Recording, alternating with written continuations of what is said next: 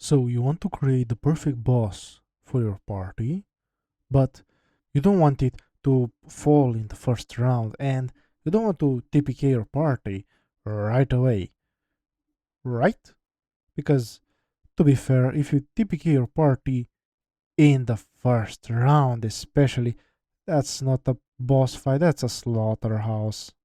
So stick around and I'll show you how to do it. In this video, I am going to show you how to create the perfect boss fight with an example of a 5th level party of 5 player characters: a ranger, a wizard, a fighter, a barbarian, and a paladin. This concept works for both D&D and other RPGs, with a bit of tweaking, of course. But now, if you really enjoy these videos and want to see more like it, please subscribe. And what kind of kraken are you gonna throw at the party at the next session? I'm curious. Drop it in the comments. Now, let's get back to it. So, first things first, when creating a boss, first you have to look at your players, right? And see their stats. As you're gonna do for the boss, you need to do it for your players. What's the health, the armor class, the damage per round, and to hit modifier for each one of your characters? When you've done that, you can look at your boss and see what you're gonna do with him. Is he going to be alone or have some boys with him to protect him, or, well, inconvenience your players? So, how do you actually do it? First, and always, think of the story. Do not just create a boss in a vacuum. Create it to advance your story. Do not create it just to have a boss. Your plot needs to go further, right? So your boss has to do something, not just stand there and take hits or die in the first round, right? So that's, at least, it's bad. So what are you gonna do? So think a bit. Is your boss gonna have a henchman or two, or maybe a bunch of low level NPCs to help your boss defend himself against an assassination attempt or whatever you're doing with your campaign? And then think, hey, is he alone? Is he with friends? How many? And then you can finally make his stats. So now we need to determine our boss's defensive characteristics. So how I do it, I basically round up my heroes and see how much damage they do. And then I just take all of it, sum it up, and let's say I multiply it by 3. Don't expect my boss to survive 3 rounds. He might survive for 5, depending on how good my players hit. Or, if they're super lucky, they might survive for, of course, less.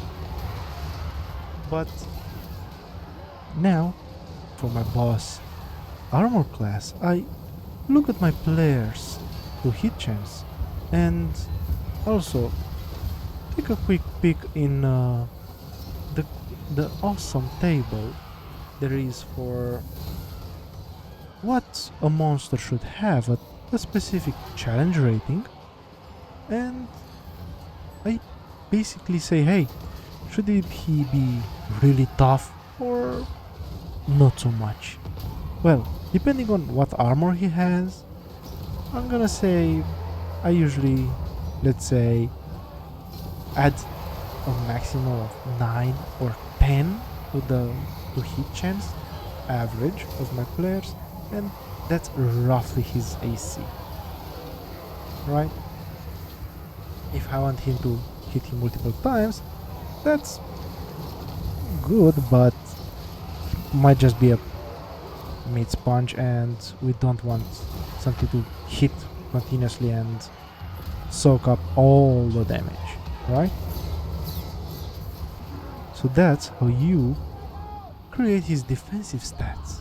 But what about his offense? He still needs to do some damage, right? Now, to create his offensive stats, you're not just gonna do it by the ear, right? You're gonna do exactly how you did before and make sure he's not running away. That'll be surprisingly bad. Well, he might be able to run later when he's super low, if the story demands it, of course. But how are you gonna make him actually do stuff in combat? Well, for the to hit, I basically do the same thing. I look at my player's armor class and I decide how hard is he gonna hit. I do an average of them and add a 9 or something like this to the dice and see how it goes. I suspect I'll get a 9 or a 10 on average, right? So let's say he has a +7 to hit, right? Might be able to hit our barbarians and wizards, but not exactly our well-armored fighters.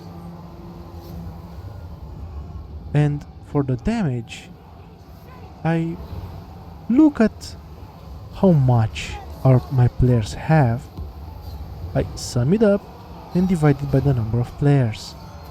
And that's roughly the damage I'm gonna give to him. Because, of course, I amped up the health, so the damage should be roughly there. But, again, when you're creating your monster, you don't have to TPK your party, right? You don't want him to be overpowered or your party to basically have no chance. Well, you might let them be underpowered and he can basically kill everyone, but let them get away and get back later to strike at him. So, do not make him strike too hard or too low. Find a middle balance. You'll get a hang of it as you play and you'll know what your party is gonna do. They're not gonna sit around and just watch themselves be hit, right?